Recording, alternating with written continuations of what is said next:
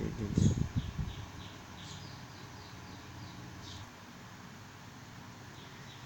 บายดีมื้อนี้สิมาแนะนำวิธีการเข้าเพจคิวเนาะก่อนอื่นเฮาก็ไปเข้าที่แอปตัวนี้เนาะแอปโคมเดี๋ยวก่อนตัวนี้แอปโคมเอากดเข้าไปที่โคมก่อนกดเข้าไปโคมแล้วก็มาถึงหน้านี้เฮาจะกะตัวนี้เนาะเบิ่งอยู่ด้านเทิงสุดนี้นี่3 เม็ด3 เม็ดน้อยๆนี่เอากดเข้ามา3 เม็ดน้อยๆนี่แล้วกดคำว่าแท็บใหม่เนาะแท็บใหม่ถ้าภายยังบ่มีโปรแกรมโคมก็ไปโหลดได้เนาะอยู่ Play Store ด้วยแอป Store แต่ส่วนใหญ่มันจะมากับเครื่องเลยเนาะสั้นเฮาก็เข้ามาแล้วเฮาก็พิมพ์คำว่า www.pageqq.com www.pageqq.com เนาะด้านเทิงนี่แล้วก็กดค้นหา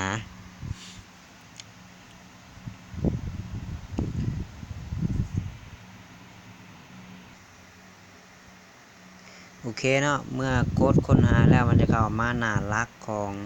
เพจคิวบัดนี้เฮาก็มากดบอลนี่คือ9บอล3 เม็ดน้อยๆอยู่เทิงด้านมุมขวาเนาะกด3 เม็ดแล้วก็มาเพิ่มหาคำว่าเพิ่มไปยังหน้าจอหลักนี่เนาะ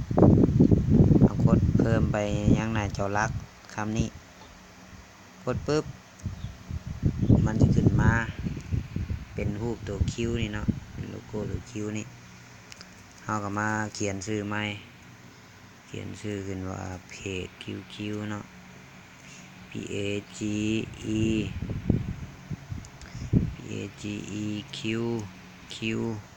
เพจคิวแล้วก็กดเพิ่ม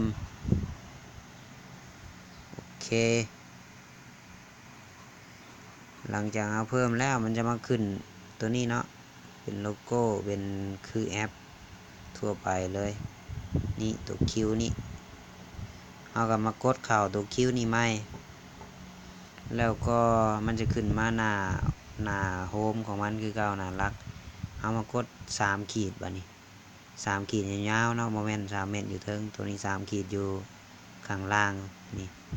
ยาวๆนี่กดไปแล้วก็มากดคำว่าดัชบอร์ดแต่ตัวนี้เข้าระบบอยู่เนาะเดี๋ยวสิลองกดออกจากระบบก่อนใส่เอาก่อนโอเค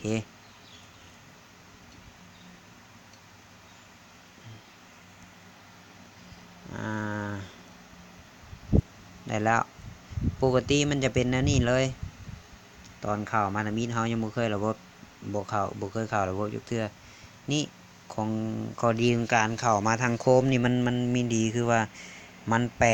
เป็นภาษาไทยได้นี่ด้านลุ่มนี่แปลภาษาเนาะถ้ามันแปลก่อนโอเคหลังจากมันแปลเป็นภาษาไทยแล้วเราก็กดมา3 ขีดกด3 ขีดแล้วเราก็มากดบนนี้แผงควบคุมอยู่แถวที่4แถวสุดท้ายเลยกดเข้าไปแผงควบคุมกดเข้าไปแผงควบคุมถ้าเอาบ่จื้อรหัสสำหรับคนที่โอเคบ่พาว่าถึงเรื่องรหัสเนาะบ่ว่าถ้าลืมก็เฮาบ่จื้อก็เฮากดเข้าไปคำว่าลืมนี่บนนี้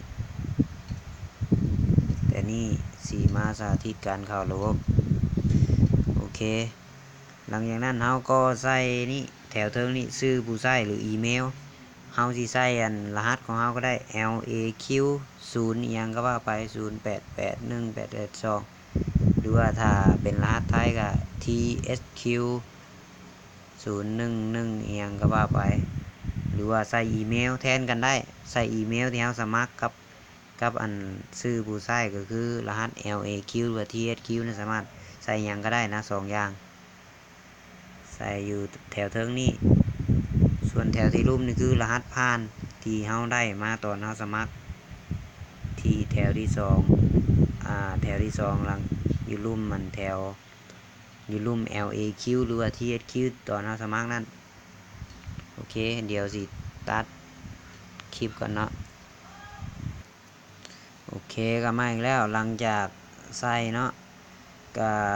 มันจะขึ้นมาว่าอันนี้สิกดคำว่าจดจำสันนี่กดคำว่าจดจำสันนี่มันจะระบบมันจะจำให้เนาะว่าเวลาเข้ามาเถอะนาเฮาสิบ่ได้เฮาจะบ่จำเป็นต้องใส่รหัสใหม่แล้วก็กดลงซื้อเขาใส่อยู่รูปนี้แล้วก็กดแปลภาษาก่อนเนาะสำหรับใครที่บ่ถนัดภาษาอังกฤษก็แล้วก็กดไปที่แผงควบคุมสีเขียวนี้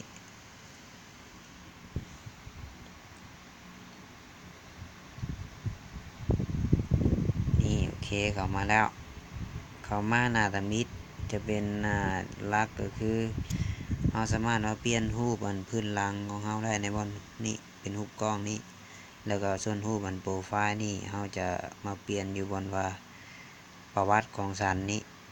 กดข้างๆประวัติของสันแล้วก็อ่านไปเนาะคือสิพากันพอเข้าใจกันหมดแล้วส่วนแถวนี้ลิงก์การอ้างอิงนี่คือลิงก์ของเฮาเองเนาะเวลาเฮาสิส่งให้คนอื่นสมัครคือเอาลิงก์ตัวนี้ LEQ091นี่มากดข้างๆนี่เนาะลูกศรนี่ตึกมันสิให้มาเฮาใช้เฮาคัดลอกกดใหม่เนาะนี่ตัวนี้เอามากดคัดลอกเอาแล้วเฮากับ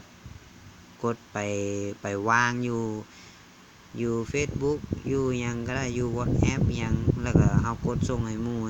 เฮาสมัครออนไลน์นํตัวนี้ส่วนตัวนี้จะเป็นคนแนะนำเฮาเนาะติดต่อผู้สนับสนุนก็คือคนที่แนะนำเฮามันจะมีข้อมูลอยู่นี่มีทั้งชื่อเขารหัสเขาแล้วก็โทรศัพท์เบอร์โทรส่วนมาหน้านี่คือประวัติของสันก็คือเฮาสามารถเปลี่ยนแปลงได้รหัสผ่านเฮาเปลี่ยนได้อีเมลนี่บ่มันอีเมลก็น่าสิเปลี่ยนได้เปลี่ยนได้หมดนะเอามาเปลี่ยนนำหลังฮะแล้วก็ตัวนี้เป็นทีมว่าเฮาคนที่เฮาแนะนำมามีจักคนแล้วมันจะอยู่ในนี้ข้อมูลตัวนี้เป็นรหัสแผงไบนารี่ว่ามีไผแน่มาตามหลังเฮาแบบเฮาสามารถกวดได้ว่าคนที่เฮาสมัครให้แล้วเข้าไปได้ไผมาแน่มันจะขึ้นอยู่ในนี้เนาะแล้วก็หน้านี้เป็นหน้าการเงินก็คือตัวนี้เป็นตัวถอนเนาะถอนเงินเราจะมาถอนอยู่นี่เดี๋ยวพวกนี้เดี๋ยวมาว่ากันในคลิปต่อไปเนาะส่วนคลิปนี้ขอจบเพียงเท่านี้ก็แล้วกันยังมีอีกอันนึงก็คืออยู่ลุ่มก็คือคำว่าน่ายเนาะในหัวข้อเนื้อหาคำว่านานี่แม่นบอนที่เฮาจะมาสร้างโพสต์เอาไปแชร์อยู่ Facebook หรือว่า Google+ หรือว่าแอปยังก็ตามคือเอามาสร้างอยู่นี่คลิปต่อไปจะมาบอกเนาะตอนนี้คลิปนี้มันยาวเกินไปแล้วโอเคอันนี้คือหน้าเกมลินเกมก็ได้คิวอยู่นี่เนาะแชร์เกมแชร์ยังมีละเวลามีคนเข้ามาลินเกมอยู่ผ่านลิงก์ของเฮาก็จะได้คิวก็คือสกุลเงินไล่เป็นเงินนั่นแหละเนาะโอเค